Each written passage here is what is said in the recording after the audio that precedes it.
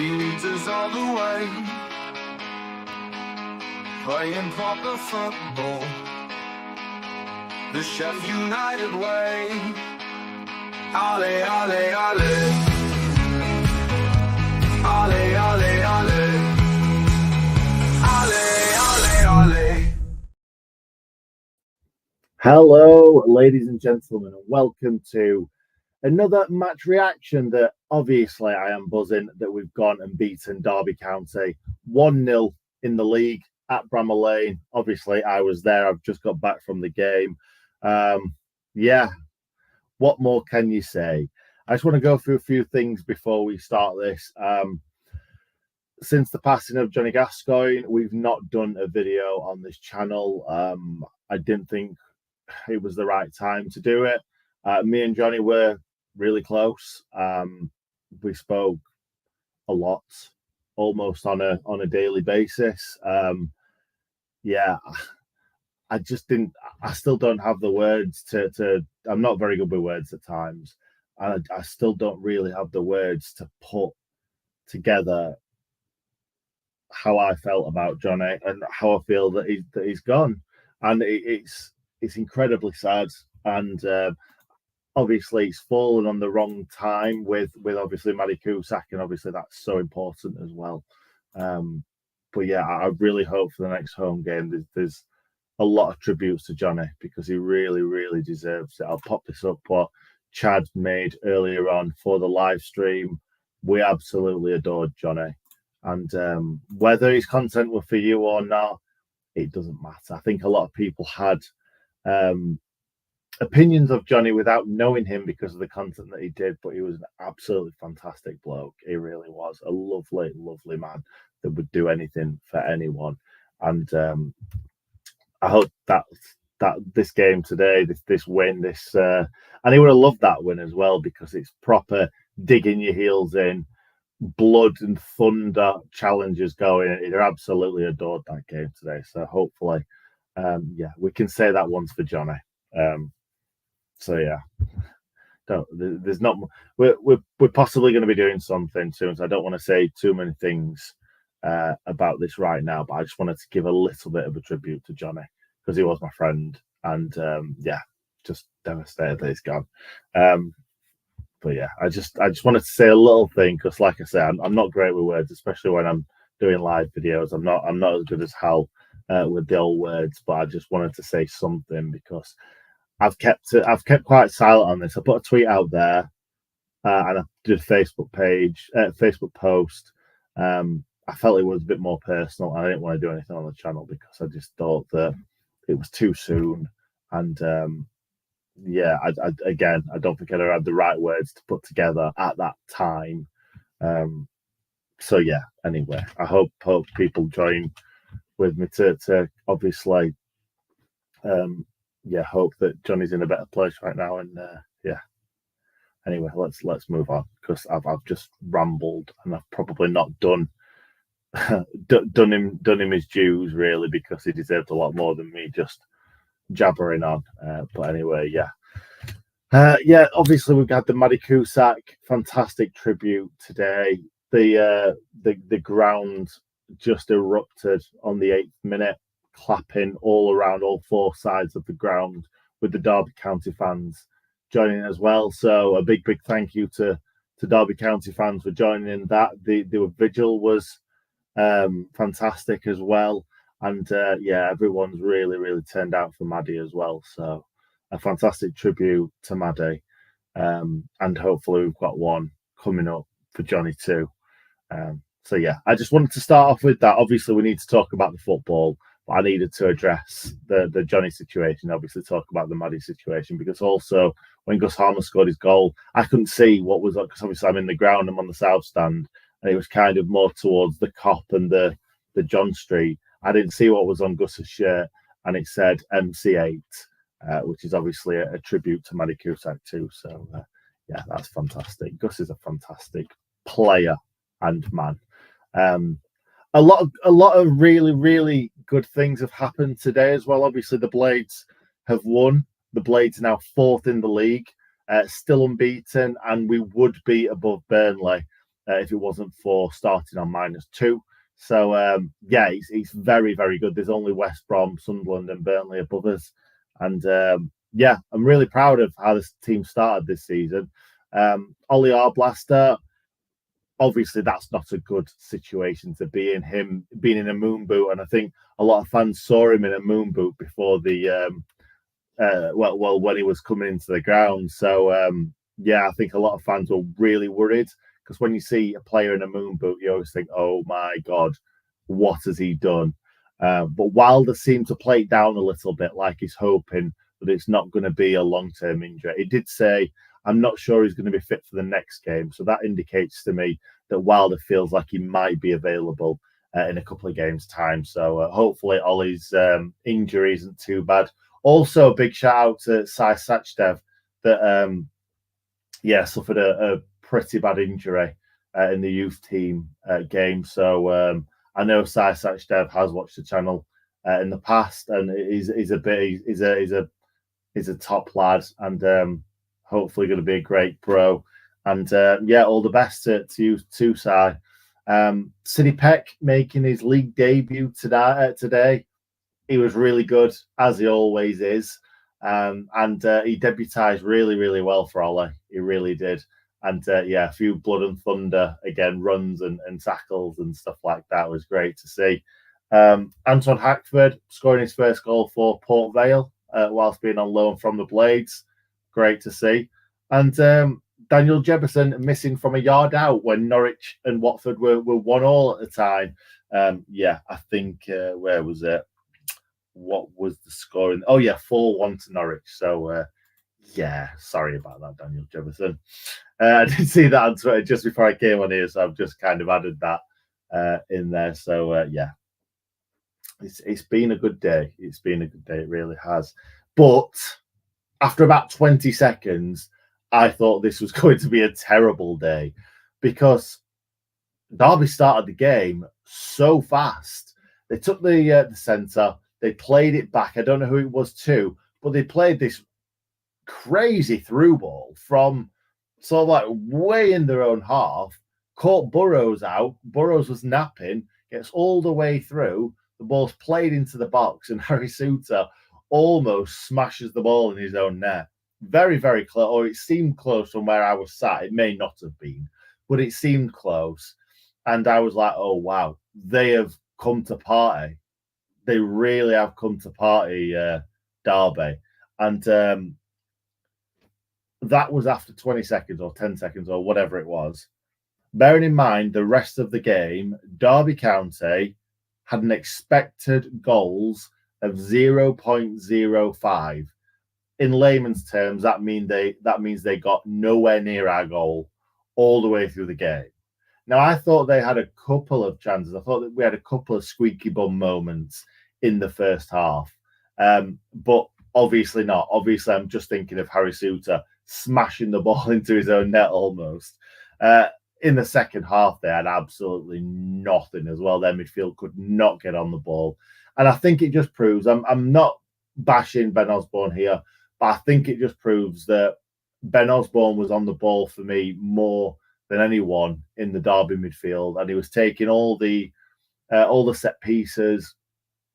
And if you've got to rely on Ben Osborne to be kind of like the creative outlet, then you're probably struggling a little bit. But my mate at halftime said to me, "Oh, we were rubbish. Oh, we've we can't string two passes together.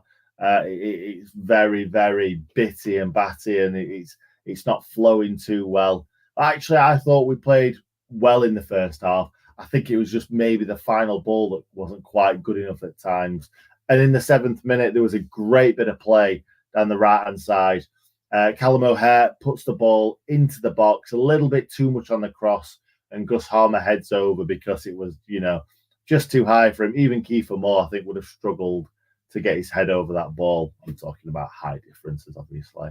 There was another one where the ball got played through to Callum O'Hare.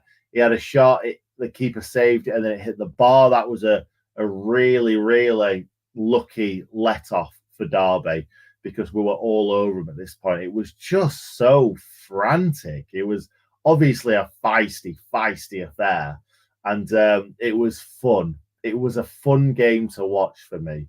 It wasn't necessarily Pep Guardiola football. At times, we played some really good stuff, but it felt very, very much Paul Warne had come here to disrupt the Sheffield United team. And I've got nothing against that. Nothing against that, because at the end of the day, if the players that you've got are not as good as the players that the opposition have got, you've got to do something else to try and stop them from playing football. And I think they did that for the most part without actually ever looking like scoring.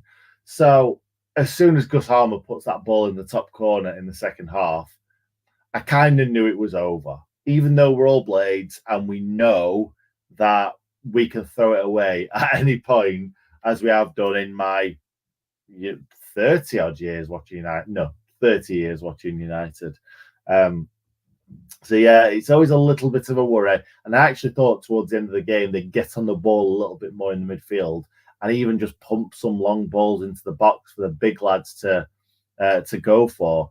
They just couldn't get on the ball. We were all over them, setting traps constantly, just kind of figuring out where the ball was going to go and just hounding them. And there were so many times where we nicked the ball off them right towards the end of the game when they're trying to get back into the game and we're hounding them and nicking the ball. We're not sitting in his own half on his own 18-yard box, which we have done in previous years. We're going for it. And yeah, fair enough, we're taking the ball into the corner a little bit just to, lose a bit of time on the watch. But we also did really, really well in pressing them and pressing them into mistakes and creating chances for ourselves. But it's just a pity we didn't take more chances, because today we had 18 shots, 5 on target, 1 big chance and 1 big chance missed. So yeah, obviously the free kick that Gus Harmer, you can't count that as a big chance. And actually that won't have really added a lot to the expected goals. Our expected goals is under 1, actually. It's 0.82. So that just shows that obviously we shouldn't have scored a goal, but we did, which is always good. I'd like to see that expected goals up a lot higher, and I don't think we created enough chances today to warrant running it. Well, we created the chances, we just didn't stick them away, or that final ball wasn't good enough at times. But yeah, it was high intensity all the way through the game. Like, I had a late night last night and struggling to keep my eyes open at the match, but also not being able to take my eyes off it, because it was just, like I say, fouls thrown in there, terrible tackles, great football, bad football, giving the ball away too easy, big touches. Like, it was a fantastic championship game. It really was. I really enjoyed this game. A lot of people might disagree with me and say, we didn't play as well as what we have done previously. But I love games like this. I love it when both teams are giving it everything.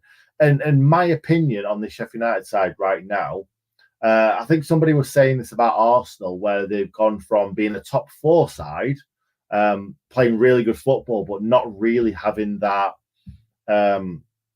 strong sort of, like, being good in the air and being aggressive, but aggressive in the right ways. And Arsenal are that team now. They've got some big lads putting balls into the box, to big lads to win those headers and being really dominant in the air, but they're also fantastic football inside. That's how I see Sheffield United right now. I feel like we're really, really good football inside.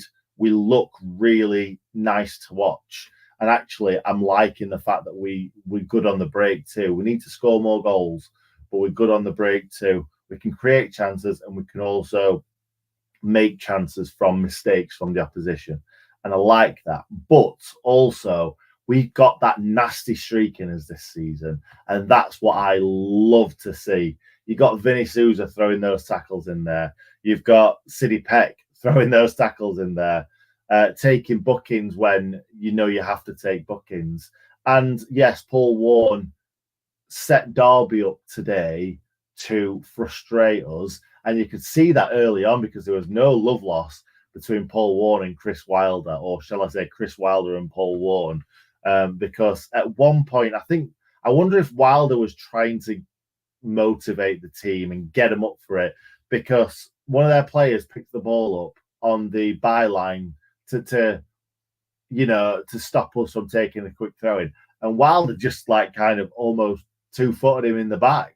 Like Wilder weren't having none of it. And I thought Wilder did get booked, not for that.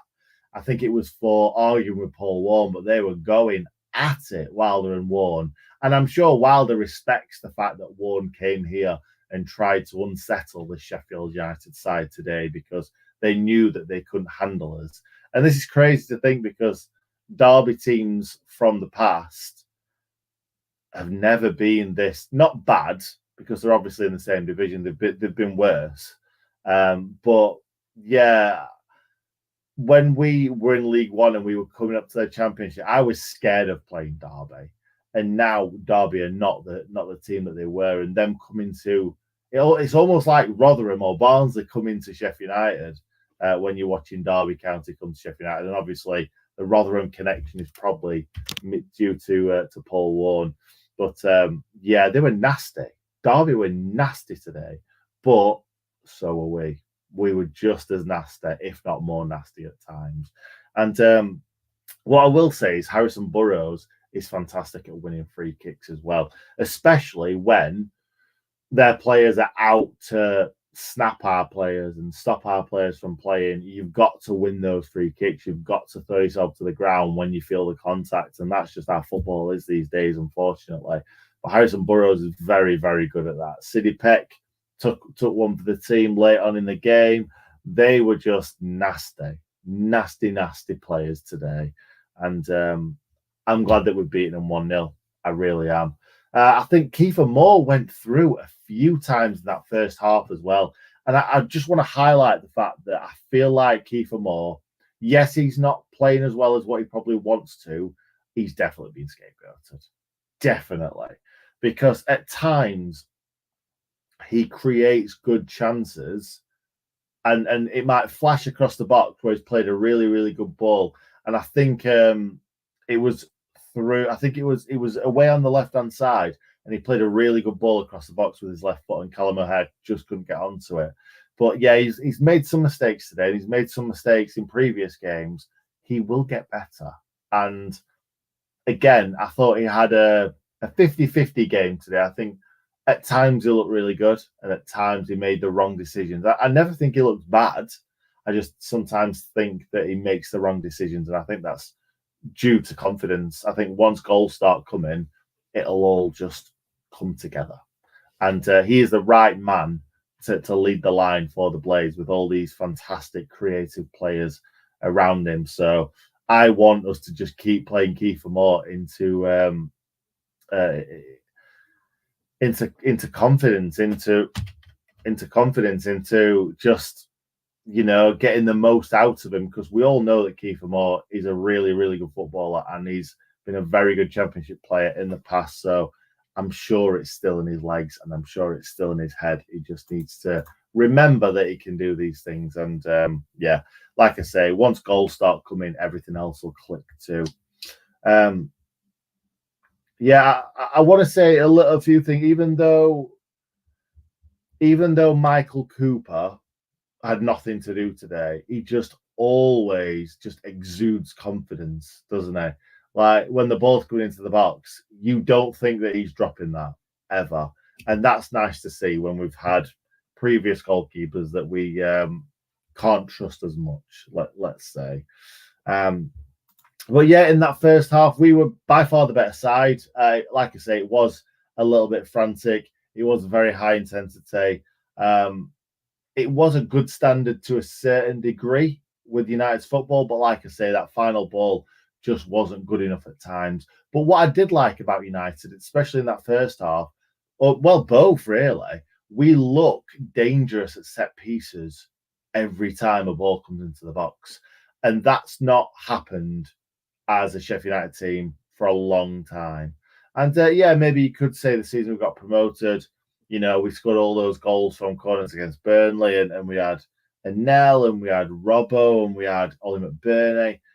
But it just feels a little bit different when you've got a 6'5" Kieffer Moore in there. You've got a 6'7", I think it is, Harry Suter. You've got a 6 whatever, Nell. I said to my nephew today, Nell looks tiny compared to Suter, and Nell is not tiny in the slightest.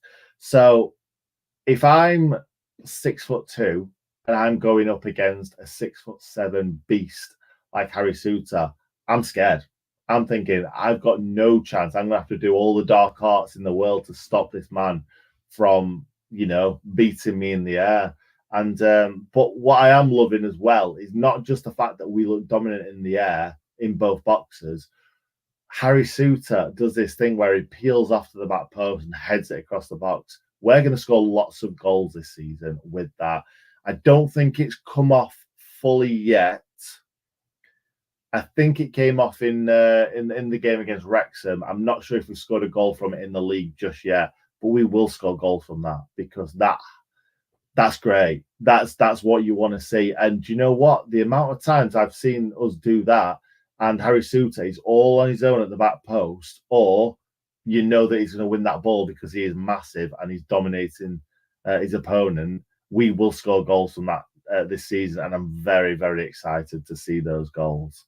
Again, after the second half whistle was blown, it was such a feisty start. I think Burrows was away, got brought down, booking straight away, and then Gus Harmer gets the ball. He's looking like he's going to shoot, and then pushes it one more step, and Ben Osborne decides to bring him down and give us an assist for our winning goal, shall we say.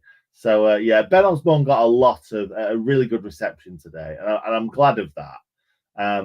But I'm also glad that he broke Gus Harmer down so he could fire it into the top corner. And talking about the goal, I thought that this was going to be Burrows, because Burrows got a fantastic free kick on him. Obviously, when it's on the right-hand side, you expect a left footer to whip it. But no, I think that's what the keeper expected. And Gus coming in there and curling it in the postage stamp, you've got to say, yeah, you love to see it. And obviously, they're showing the MC8 on his shirt as well was a fantastic touch. And to say that Gus has only been here last season, had a terrible, terrible time with the Blaze, even though he was really good. The fact that he's still so respectful when it comes to things like Maddie Cusack and stuff like that, it's really nice. It's really nice to see. Yeah, I'm sure everybody's buzzing about that.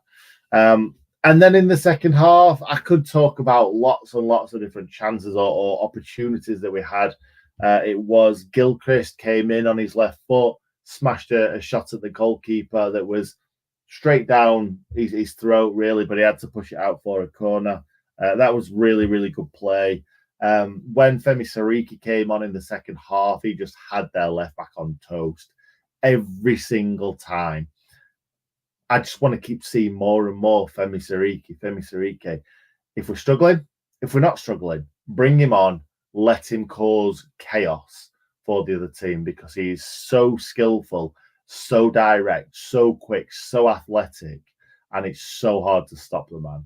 And it's crazy because he's another one on that right-hand side, because you've got Jezza and Raksake. I thought he had a really good first half. Didn't see much of him in the second, but I thought Raksake had a really good first half, and he was linking up really, really well with O'Hare, Gilchrist, etc. And it was nice to see. And then you bring Brooks on, and he's terrorizing them with going in and out, doing, them just not knowing which foot he's going to go on to next. Obviously, he wants to get on that left foot to have a shot. But it can go both ways, and that's what makes a really, really good play. I think he must have been watching Saka last season at Bramall Lane to show that you can go both ways. If your right foot's not great, it doesn't really matter, because no one's expecting you to go on that right foot. And when you do, you get into a really, really good position. And yeah, I thought Brooks was fantastic when he came on. I really did. But Sariki and Brooks on that right-hand side, that is a recipe for a lot of goals, in my opinion. I've not seen enough of Femi Sariki. The sample size, not big enough for me to make a real judgment call on whether I'd rather him than Gilchrist. But right now, I am thinking, do you know what? Femi Sariki could have probably done that job. But obviously, with four at the back, you'd rather have a defensive fullback than an attacking fullback. I think if he was in a five, I think you'd have Burrows really, really high up, and I think you'd have Sariki really high up, whipping balls into the box and running at players. But we're not playing a five, we're playing four, so you've got to be a little bit more, less expansive and more cautious, shall we say. But I think a lot of players played well today. Like I say, Derby were trying to stop us playing. Whatever they tried to do, it worked for a lot of the game. It really did, because I think a lot of the Blades players were getting a little bit fed up of time wasting, of bringing you down and not getting booked. It happened too much in that first half. But yeah, obviously the Blades found a way, and that's what I love to see. I would rather see a Blades team now, and I was going to say I'd rather see a Blades team grind out results than bat at it. I wouldn't. I want to see us play really good football and score loads of goals. But also, these games are fun to watch too. They really are. And looking on FootMob at the moment, no Derby player got higher than a 6.8. Oh, Mendes Lang got a 7.7 apparently. He did okay. Still had an expected goals of 0.05. So, yeah, I don't know what Mendes Lang did that well to deserve a 7.7. The rest of the Blades side got really, really high marks. So it just shows that they did play well. I was a little bit disappointed with O'Hare in the first half. His touch did seem to be a little bit off. But he'll get there. And I was talking to one of the blokes as I was leaving Bramall Lane today. I'm like, just two or three more games, and it'll gel. It looks like it's already gelling. It's not far away. We just need to hammer someone 4 or 5-0, and that will give them the confidence to go and score more goals, beat teams by a bigger difference, and fly up that division, because this team is good enough to win this division. It just is. And yeah, maybe that's me being biased, but I truly believe that. I really, really do. Now, let's move on to some of the comments. And I've been rambling on for 27 minutes now. And yeah, let's go through some of the comments. Thank you very much. Well said. Sorry, guys, that I didn't do it justice. I really didn't. But it's hard. I've not really rehearsed anything to talk about Johnny. And I probably should have, because he deserved more than that. I've just wanted to say something on the matter and know that more is to come. Thank you very much for lots and lots of respect for Johnny. I absolutely loved the man to bits. I really did. Suter was awesome today. My man of the match. I've not even mentioned Suter, and the fact that he was just picking the ball up and just driving past players, made someone in front of the Kop, which the Kop absolutely loved. The South Stand loved it as well. I can assure you. But yeah, there was one down the South Stand side where he just pushed it past one, and he was like a gazelle down that right hand side. I absolutely knew that he was going to put that in the goalkeeper's hands. But the fact that he got there and he did what he did, that's going to give him loads and loads of confidence too. Because yeah, I'm a big Harry Stewart fan. I always have been, I always will be. When we signed him, I said how much I adored him and couldn't wait to see him in a Sheffield United shirt. And yeah, he's definitely proving me right. Peck more than capable to cover Blaster.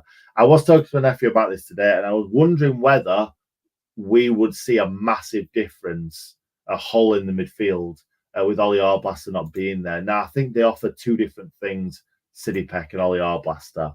Who's to say who's better? Obviously, at the moment, you've got to go with Ollie Arblaster, and I love Ollie Arblaster, but also I love a bit of City Peck. I really do. First free kick goal I've seen live. What a goal. Great tribute to Mari Cusack. Sousa played brilliant. Rather have Stevie Wonder up top instead of Moore. I think that's a bit harsh. I think that's a bit harsh, mate. But yeah, you're right with first free kick goal seen live. I'm trying to think of others. Jose Baxter was it against Oldham? It might have been against Oldham. Stephen Quinn against Portsmouth. Michael Tong against West Ham. What other free kicks can you remember seeing live at Bramall Lane? Trying to think of more now. Michael Brown must have scored a hatful in that triple assault season. Yeah, there's got to be more. James Beattie, I think James Beattie scored against Wednesday free kick. So yeah, there's quite a few in there, but it wasn't certainly a fantastic free kick today. It really was. Yeah, let us know in the comments all the free kicks that I've missed off just then. There must be some big ones, I'm sure. Seems to be getting the wins without getting out of second gear. It feels good to be a Blade tonight. And I didn't even, at the start of the video, I didn't even mention that it's a Sheffield double. So cheers. Yeah, I'm on the water. Yeah, can't be on the beers again. 3 subs were all great. Moore is awful. Wow, Moore is awful. Okay. I did say that I think he's getting a bit scapegoated, but yeah, people absolutely deserve their opinions. Noah, rest in peace, Johnny. Touching statement, Nick. Peck, Suter were fantastic today. Whole back line deserve credit. Only complaint is the final ball. Get that right, and we'll be tough to beat in this league. We really will. And it's coming. It's coming. I can feel it. That gel is setting. It's not wet. It's coming out from being wet, and it's now setting. It's exciting. It really is. Definitely need another goal getter. I'm surprised we keep using Brewster off the bench and not giving Campbell a chance, in all honesty, but we may see him in the future. He's got to start putting more chances away. He's brilliant at holding the ball up, absolutely. Also, thanks everyone who were in here for the watch-along. You all helped make that one of the best watch-alongs we've ever done up the Blades. Noah sent me a message after the watch-along and said how much he loved it and how great it was. So yeah, thank you very much, Noah, and thank you very much everyone for joining in. Brian Toulson says, rest in peace, Johnny, going to be sadly missed. Top lad, love his channel. Absolutely. I've watched so much Shore and View this week. And you know what? I've got loads and loads of voice notes from Johnny on WhatsApp that I've just listened to him loads just to hear his voice. I know it sounds ridiculous because there's a full channel of him talking about Sheff United, which I could watch, but yeah, it feels a little bit more personal in the voice notes to you. Yeah, good distance, good decent performance, Nick. I just want Kieffer to grab a goal. I think he would go on a decent run. Peck did well coming in for Arblaster. Just hope he's not out for too long. Hope Harmer stays in January too. Yeah, hopefully the Blades have learnt from their mistakes in the past and they're not going to sell the best players in January. Brewster showed his skills again with his 5-yard corner kick. You know what? Brewster played a really, really good ball out to Kieffer Moore tonight. I think it was the one where he should have laid it on a plate for Peck, but he didn't. Again, confidence into he turned inside and passed it backwards. But yeah, that's my takeaway from Brewster today. He's going nowhere unless it's for an astronomical amount. Yeah, exactly. Peck is more like Sousa than what Sousa is. I like that. Did anyone else notice that Sousa tucked his shirt in as well? Don't know why I care, but Sousa tucked his shirt in and he looked weird. He looked a bit weird. But I was thinking, Brazilians don't tuck the shirt in. I'm pretty sure R9 Ronaldo used to tuck his shirt in and he looked like a badass. He really did. I can't believe that Nick is biased. I totally am biased. I can't help it. I can't. I try to be balanced. But I am biased, obviously. I'm a Sheff United fan running a Sheff United fan channel. Ollie Norwood against Blackburn. That was a fantastic weekend. Also, Ollie Norwood against Aston Villa too. Keeper probably should have saved it, but it's still a goal from a direct free kick. Backline looks very steady. Front three quarters or 3 to 4. 3 to 4 haven't fully gelled yet, although it's coming. See a great player in Moore. It is coming.